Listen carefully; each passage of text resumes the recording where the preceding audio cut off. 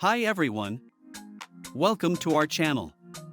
Today, we are going to learn about Rollup Summaries in Salesforce. By the end of this video, you'll know what a Rollup Summary is, why we use it, and how to create one. Let's get started. What is a Rollup Summary? A Rollup Summary in Salesforce is a special field type that calculates values from related records. It summarizes data from child records and shows the result on the parent record. You can use Rollup Summaries to count records, sum numbers, find the minimum or maximum value. Why do we use Rollup Summaries? For example, if you have an account with many opportunities, a Rollup Summary can show the total value of all opportunities for that account. Example of Rollup Summary. Imagine you run a store and use Salesforce to track your sales. You have a customer object and an order object. Each customer can have many orders. A Rollup Summary can calculate the total amount of all orders for each customer. How to create a Rollup Summary?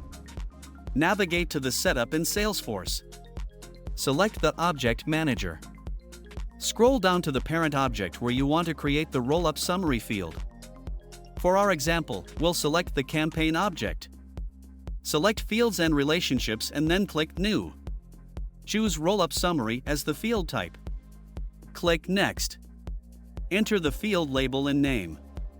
For our example, we'll name it Total Number of Attendee. Click Next. Choose the Summarized Object Attendees.